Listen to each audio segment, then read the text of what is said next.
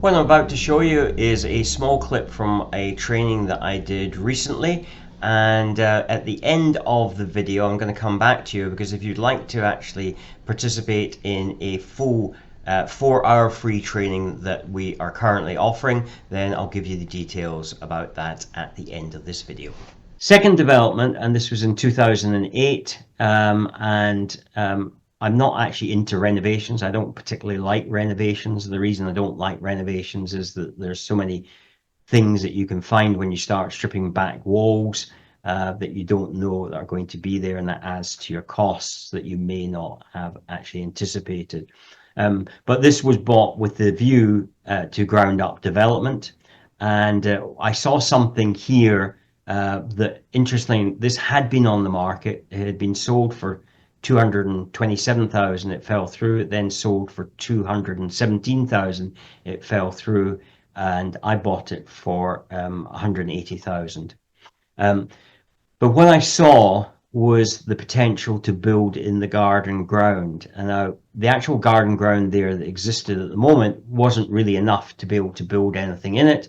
It was only 8.4 square meters. But I felt if I took down this garage, so if I just go back to that slide there, this garage here, because there was one on this side as well, if I took that down, then it would widen the plot. And it gave me over 11 meters. And this is some of the things you have to think about. Was it's not necessarily exactly what's in front of you, but it's seeing the opportunity that a lot of people can't see. And it was interesting because nobody else seemed to have picked up on that. And so I did this little sketch. I actually took this into the planning department and saying, look, this is what I'm thinking of doing. What do you think?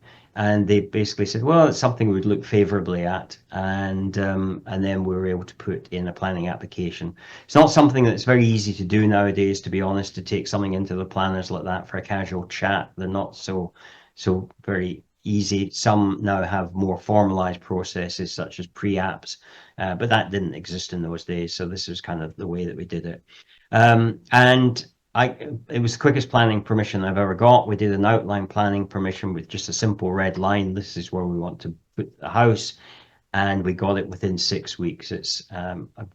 I've never had that ever since to be that quick, but nevertheless, that's what it did. So essentially, the purchase price of the plot was zero because it was existing garden ground. Cost us 2,500 to do all the different preliminaries to get to the point of planning permission and legally split the title. And the valuation came back once we had done it at 70,000. In fact, the surveyor said, and this was 2008, he said if it had been a year earlier, he would have valued it at 100,000. I don't know that it was, I don't think it was necessarily viable at that price, but nevertheless, it was quite nice to get that valuation out of something that was essentially no valuation. Now, the big concern that often people say, well, does that not take away from the value of the house? I've done this several times, and it never seems to actually take away from the value of the house. The only obstacle, and this is the only thing I had to do here was to hang on to the existing house until this was built.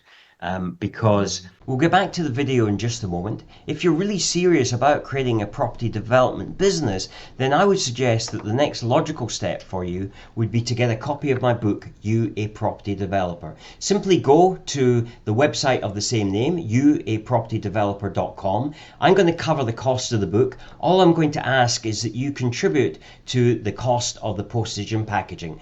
Head over to youapropertydeveloper.com and pick up a copy now. If you try to sell something with something about to be built next door, that will have an impact on the value of your property, because people can't actually visualize what it's going to be like next door or at the back of them or where it happens to be.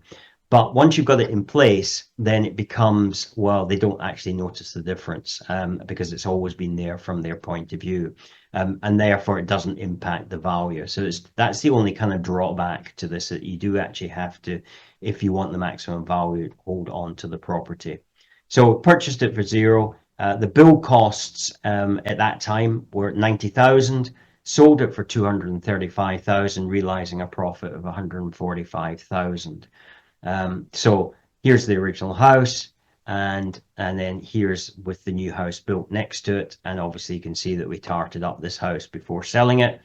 It looks like we put a new roof on there if you look at the old roof there, but in fact actually all we did was paint the roof and paint the outside, put in a garage door there because it was a pretty shoddy garage door to the side there. You wouldn't know that there had been a garage there on the side, and this looks fairly comfortable within the property. As I mentioned at the beginning of this video, we have a free training that we're now offering. This is actually the training that we used to do as a one-day event, and we've decided to bring it online because we have difficulty getting people to travel across the country for just a one-day event, and so therefore at the request of many of people who are interested in this program, we've now moved it online. However, we are restricting it to 10 people, and the reason for that is because we are actually going to find land in your particular area, so we'd make it very much personalized. This is not a recorded event. It's personalized to each of the delegates that are going to be on that, and for that reason, because it's got the added value, although it's free, we do ask that you pay a £99 deposit.